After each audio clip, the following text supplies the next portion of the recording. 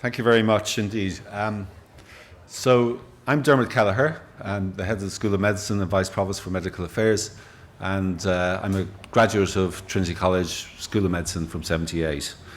And so we'd like to just begin the evening's events. Provosts, graduates, colleagues and friends, thank you all so very much for coming here this evening. And thank you particularly to all of our alumni for coming to celebrate with us today. We're very, very honoured by your presence and by what you, through your achievements, have brought and continue to bring to this school. It's a very special year this year for Trinity College, not just as the Tercentenary of the medical school, but it's the year in which we've had the Provost selections, and the new Provost has been elected and taken office. Provost John Hegarty's term has come to an end, but he has left an enormous legacy as Provost, and prior to this as Dean of Research, in creating the new fabric of a modern 21st century college from the cloth of our 400-year history. And we now congratulate particularly our new Provost, Patrick Prendergast, who now takes on the mantle of leading us into the future. Paddy Prendergast is a pioneering bioengineer who has forged strong links between engineering and medicine at Trinity College Dublin, and literally pioneered the sphere of bioengineering in this university to the point where it is now a leading international centre. And I know that we can look forward to an exciting and vibrant future in the next 10 years under his leadership. So now, let me formally welcome you to the alumni celebration of the 300-year anniversary of the Trinity College Dublin Medical School. It's an ancient school which has made the transition to the modern era while retaining the best aspects of its heritage and tradition. I think we're all privileged to be here today as the sun shines sporadically. I put this in my script and it's come true in Dublin on the anniversary of the day in 1711 when the professors met to decide how to examine medical students. And they met in a place called Darby's Coffee Shop up by Christ Church Cathedral. And this is a site which Dublin City Council is now going to honour with a plaque commemorating that first meeting of the examination committee effectively. But we're in a Dublin and an Ireland that's changed radically over the last 3 centuries, although the long-awaited global warming seems to be leaving us out. But today we can look back. We've had 300 years of history. We've had the history of the early days of Graves and Stokes, the innovation of Dorothy Stopford Price in dealing with tuberculosis, the innovation of people like Lyrid with the binaural stethoscope, and Jolie, who instigated the Dublin radiation therapy, of Donald Weir and John Scott, who discovered the role of folic acid in neural tube defects, and Dennis Burkitt, who identified the first major role for a virus in human cancer. All of these are commemorated in the Long Room Medical Exhibition, and I hope that those of you who take the opportunity to attend the reception there can partake and enjoy the exhibition. And if not, please come back and have a look at it again. But most importantly, our school, our alma mater, has developed enormously over recent times, and I believe that now we look forward to a bright future in medical education, science and innovation. Those of you who have visited or will get the opportunity to visit the Biomedical Sciences Institute and the hospitals tomorrow will see for yourselves exactly how the provisions of new state-of-the-art facilities are transforming our approach to medical education and to research. The term alma mater, it's a term that we use very commonly and with perhaps not a great deal of thought, but it means dear mother, as we know. And it's on the crest, it's the emblem of the oldest university currently in the world, and that's the University of Bologna, which was formed in 1068 and in fact had medical education on the agenda from a very early stage. But alma mater, I think, is a wonderful way of describing the relationship between ourselves as students and graduates and the university, our kind mother, who provides a warm, enclosed environment, in this case in Trinity, a beautiful environment, where we can grow up under watchful and caring eyes, and an institution which is proud of where its graduates have gone, and what they have achieved. In a way, maybe when we were students, we did not fully appreciate what a wonderful environment we were in. But within these walls, I think we've had the unique privilege of an atmosphere of freedom of thought and conscience, a multicultural experience second to none in Ireland, with students from all around the world gathered together here to study and all represented here today at this reunion. And a great student experience, sometimes I think in our day at least, fueled by the cheapest Guinness in the city. And although there was an enormous amount of studying to be done, even this was helped by the extraordinary spirit of camaraderie that all of us know exists in the medical school and creates the friendships that sustain us for life. So, Alma Mater effectively describes our relationship with the university. And I think also, at a time like this, it's useful to and pertinent to remember our parents who worked and saved to ensure that we had the best possible education. And that's an education that's prepared us for a challenging but deeply satisfying life in medicine. I think that's the most valuable legacy that any of us can have received in our lives. So today's not a day for long speeches, but for a reflection and for the renewal of old friendships, for the memories of the fun that we've had as students here together, the re-establishment of the threads that hold our lives together, and for the celebration of the persistence and enduring success of a great university medical school. Most of all, I think for you who have gathered here today, it's a day to be proud of your achievements in this great profession, and I hope proud of Trinity College Dublin Medicine, past, present and future, as we start the march with great optimism towards our quarter centenary in another 100 years. So I'll now call on the Provost, Dr. Patrick Prendergast, to say a few words. Thank you.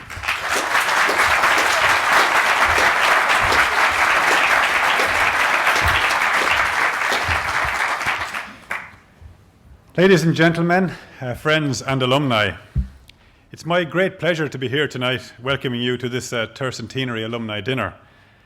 It's a wonderful occasion and a wonderful turnout. Gathered here are around 250 graduates with their families. Many have come from far afield, from Nigeria, India, Australia, Norway, Singapore, Canada, and many other countries. But then, as Dermot has said, medicine has always been one of the most cosmopolitan of Trinity schools. So I would expect no less to see this kind of diversity here this evening. We are always delighted to reconnect with our alumni, but tonight is a particularly special occasion, a historic occasion for Trinity's medical school. The Tercentenary has been quite a year. This gala dinner is only one of the many glittering Tercentenary events. The quality of these events really has been superb. I particularly enjoyed the Human Plus exhibition in the Science Gallery and in the long room some months ago, the Best Doctors in the World exhibition, which is continuing. I think this is an example of just what a patrimony Trinity has to give to the world in medicine. As Dermot has mentioned, we are also thrilled with the new Biomedical Sciences Institute, where the School of Medicine is now headquartered. School of Medicine alumni were most generous in helping the university to meet the funding gap for this building. In this Tercentenary year, we received 300,000 from medical alumni. I thank those who contributed. I really do, and I think it's your generosity that means our future doctors will have state-of-the-art facilities. And it is through your generosity that Trinity Medical School will continue to take its place among the best medical schools in the world. The School of Medicine is one of Trinity's oldest and most distinguished schools. We all know the great 19th and 20th century Trinity physicians, Robert Graves, William Stokes, and Dennis Burkitt. Now, even I, as a mechanical engineer, will have heard of these names. And they have given their names to Graves' diseases, Burkitt's lymphoma, and this one I hadn't heard of before, the Cheyenne-Stokes respiration. So I know that's probably very important, though. I would like also to mention Eva Jellett, partly because Eva Jellett is the daughter of a former provost, John Hewitt Jellett, but mostly because she was the first female graduate in medicine from Trinity in 1905. She then went to India to run a hospital for women. So she really is an excellent example to my daughters who are over there in number 1 Grafton Street, and I can say, study. You can follow in the footsteps of Eva Jellett. Her niece was the artist Mamie Jellett, as I suppose some of you know, and I was thrilled to find a picture by Mamie Jellett in the Provost's office when I moved in. Her cousin Henry Jellett, also a Trinity graduate, was master of the Rotunda. I mention this because medicine seems to run in families. The great William Stokes was the son of one Trinity physician and the father of another. And here tonight, we have a number of medical dynasties. Dr. Patricia Lipp with her son Gerald. There are sibling groups, Granham and Susan Sant, and Lim Hee Ling and Te Hai Pin, who I hope to meet later, and to find out how precisely correctly to pronounce their names. But it's great to see so many from around the world. You all know Professor Peter Gatenby, Trinity's former professor of clinical medicine, is here with his son Robin. There are too many husband and wife teams to mention them all, but I do want to mention Professor Dermot Kelleher and his wife, Dr. Jean Houlihan, because they are about to celebrate their 30th wedding anniversary.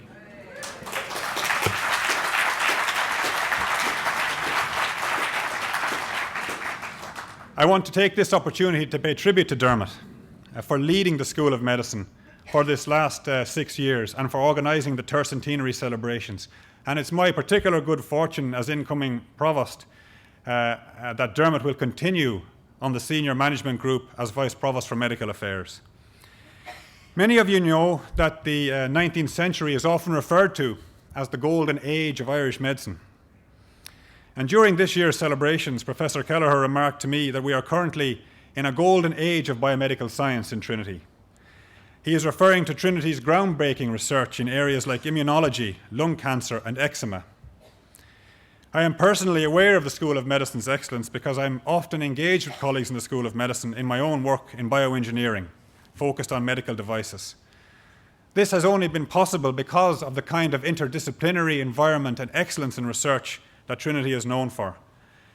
And I'm pleased to say, indeed, that Trinity is at the forefront now of medical device research as it is in many other areas interdisciplinary and related to medicine.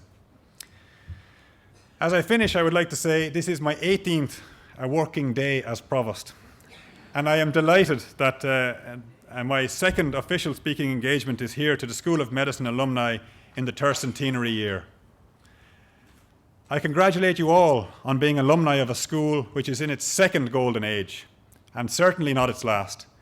And I thank you for the part you have played in creating this golden age, and I look forward to meeting many of you later. It is now my great pleasure to present anniversary Tercentenary scrolls to members of the Tercentenary board. And I think I'll stay up here for that and pass over to Dermot. Just like to, for those of you who don't know about our Tercentenary board, I'd just like to introduce a very special group of people. The Tercentenary board, as Provost has said, has over the last 5 years supported the school in our efforts towards this particular day.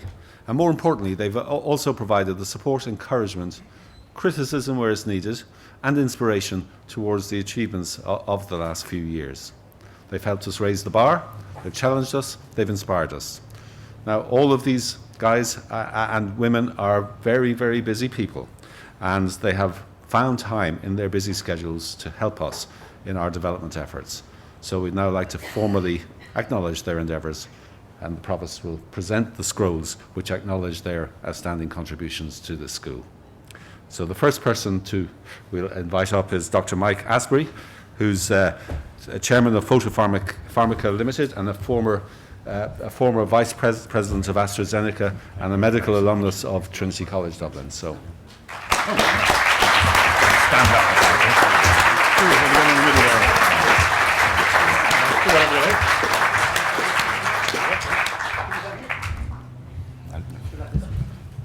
Yes, we do as we we're told. I see. Repeat performance. Well, thank you very much indeed.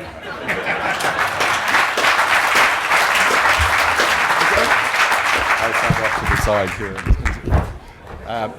The second is Dame Beulah Bewley, who's the past president of the Medical Women's Federation, a former member of the General Medical Council in the UK. And Dame Beulah is a medical alumnus of Trinity. Perhaps we'll do them down here. Yeah, that's perfect.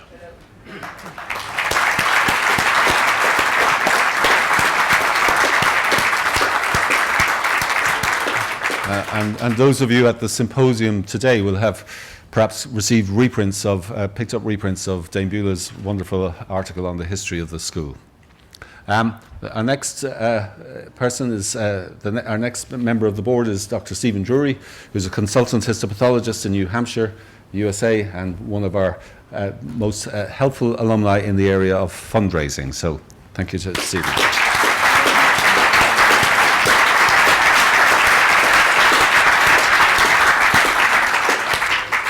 And the next is Dr. Stanley Queck, who has been an inspiration to us all over the last number of years. Dr. Queck is a medical alumnus of Trinity College. He assists us greatly in our efforts in Singapore and our recruitment of medical students, and is also the chief executive of the Fraser's Property Group. So.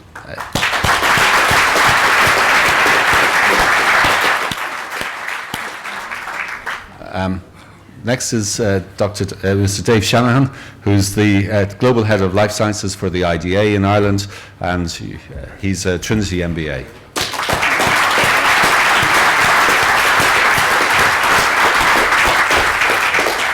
And last but not least, we have Professor Adrian Hill, one of Ireland's most distinguished scientists, who's a Professor of Human Genetics and Wellcome Trust Principal Research Scientist at Oxford University. Adrian was a Trinity scholar, but then moved to Oxford to complete his medical studies. But we finally honoured him as a Trinity Honorary Fellow a couple of years ago. So thank you very much, Adrian.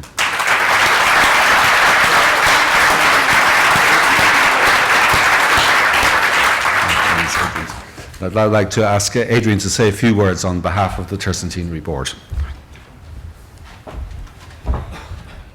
Thank you very much, Dermot. Thank you for, on behalf of the entire board, for inviting us to contribute in the ways we've been able to over the last 4 or 5 years. It's been an extraordinary privilege to have some influence with absolutely no responsibility, and if everything goes wrong this weekend, we're not to blame.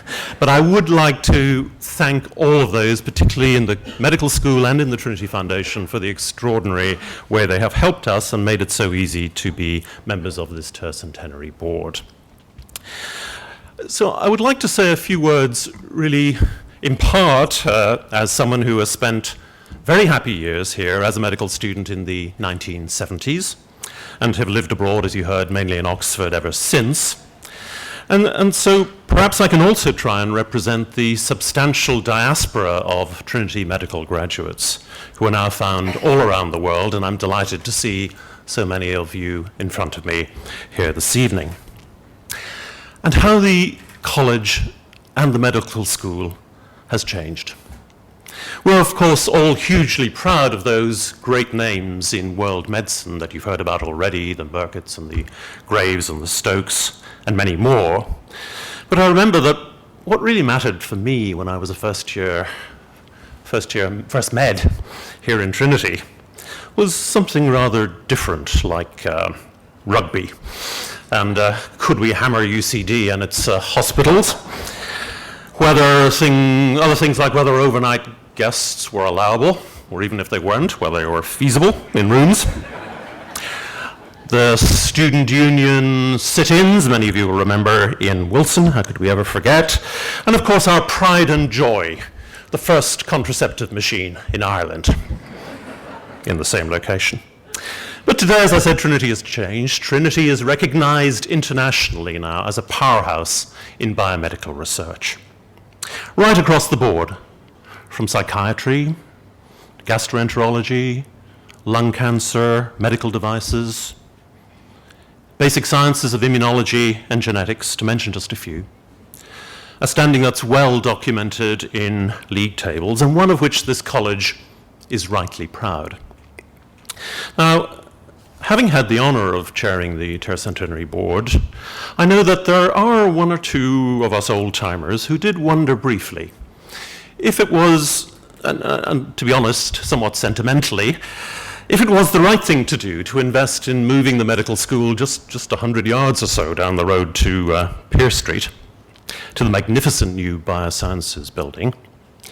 And despite some nostalgia for the old anatomy lecture theatre and those anxiogenic spot tests, Pavlovian bells moving us on to the next panic station, of course the answer is yes. It was the right thing to do. Yes, for today's students, for the unmatched intellectual and physical environment, for both teaching and research that has been created, and simply for the future. This is undoubtedly the right decision.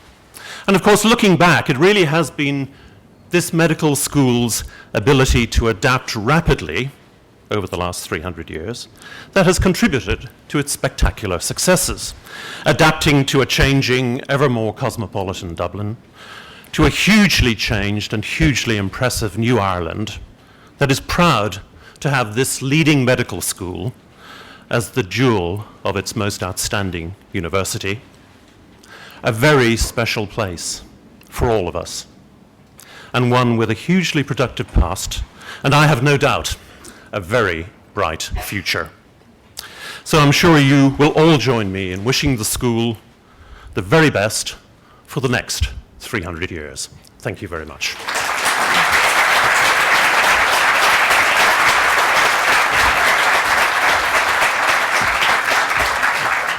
Thank you very much, Adrian. And in our old coffee shop up at St James's, there used to be a photograph of the Dublin University Biological Society with Adrian as on the committee, and that's disappeared now, but I'm not sure where it's gone. But I would now like to call on John Donaghy, who's the chairperson of the Dublin University Biological Society today, and a fourth medical student, to say a few words. John.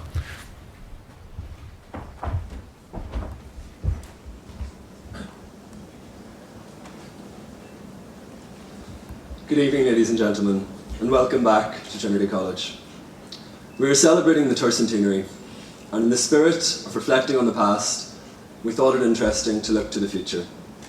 So I have with me today a letter written to the medical students of 2111, to be read 100 years from now. Dear fellow students, we here in 2011 are currently celebrating the Tercentenary of Trinity College Dublin's School of Medicine. We have been teaching, learning and discovering for 300 years. This is a great achievement, and I, along with many others, feel a great pride in being present for this occasion. You, however, can scoff at this effort, as you have already beaten us by another century. How much can change in a century? If the last 100 years are anything to go by, we can expect a lot. Certain diseases have been eradicated, with new epidemics coming to take their place. An increase in life expectancy has introduced new aspects to illnesses and treatments, and Dr. Internet has introduced DIY diagnosis and treatment for all. However, with these changes and so many more, the fundamental characteristics of medicine have remained very much a constant. Medical students still enter the vocation looking for an opportunity at a career focused on the welfare of others with an ever-changing environment, leading to lifelong learning and development. This, I hope, will not be lost when your time comes around. This weekend, hundreds of medical alumni of the college from over the past 60 years have gathered to relive their memories of Trinity and become students once again in this historic setting. As I look around at the generations of medical students present, here from various locations around the world, I feel very privileged to be a part of the occasion. A striking theme this weekend is how much it seems has changed in the college in even just the short time since they've left. New buildings have given postgraduate students their own base on campus. The new sports centre has provided endless facilities for Trinity's athletes. And paving the path for the future has extended even to Front Square, where girls no longer need fear or walk across the cobblestones in their heels. However, it is not just the surroundings that have changed in the college. The teaching and learning of medicine has grown and expanded. Students today are often told by their superiors that back in their day, lectures took place in lecture halls, not from a website.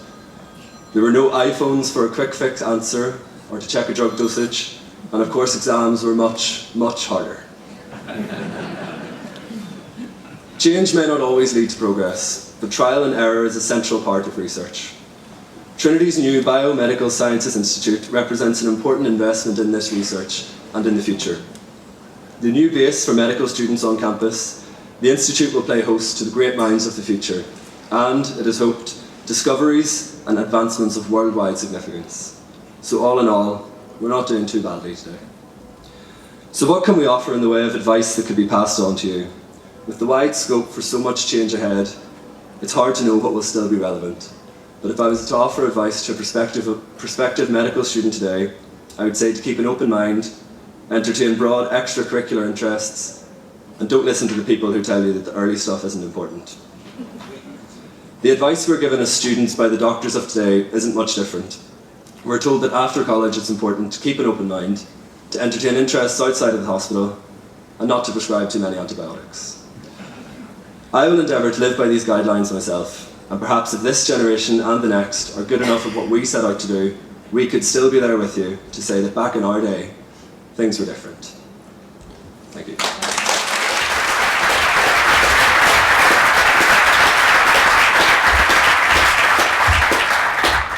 Thank you very much, John. That's a fantastic letter to the future.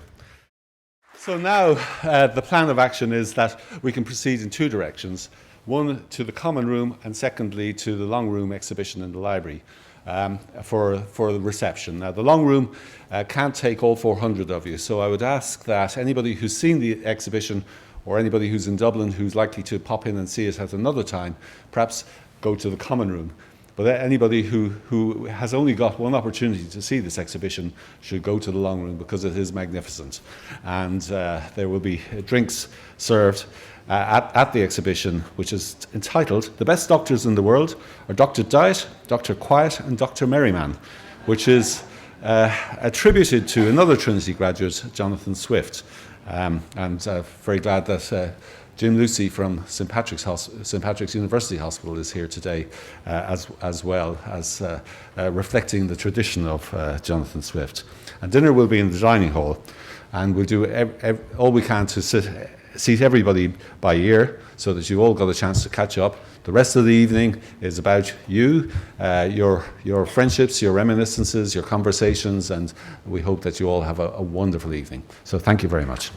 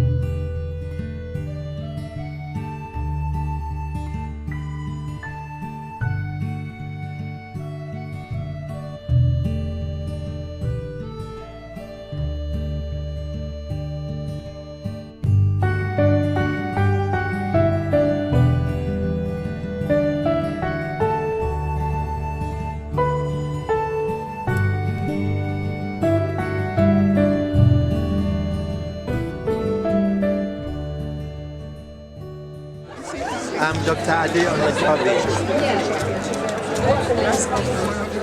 from Nigeria, 1959, medicine.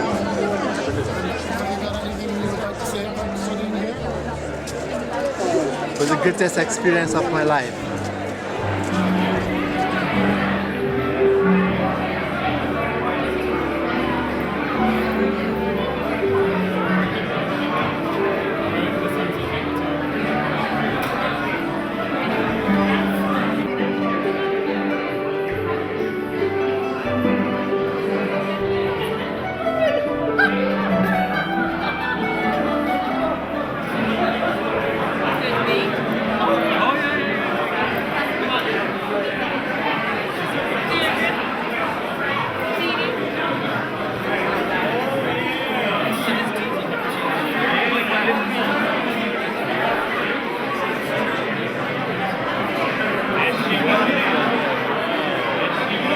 My name is Valerie Reid. I graduated in 1990.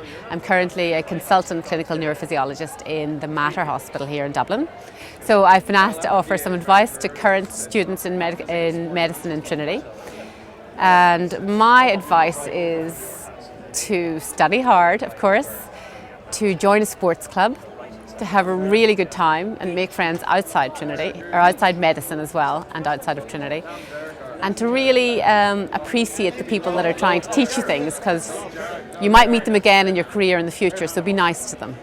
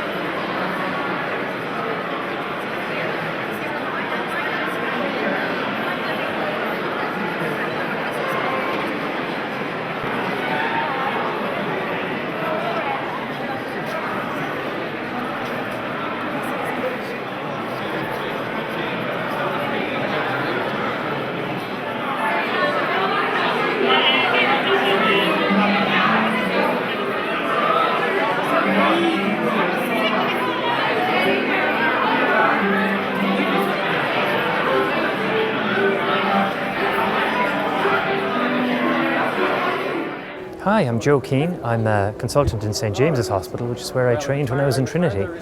And you've given me a couple of questions that I'd love to address. My favourite memory from medical school, in fact, proves that I'm a complete anorak, because what we love to do as medical students, myself and my three buddies, is go up to James's and sew people up on a Friday night in the emergency room.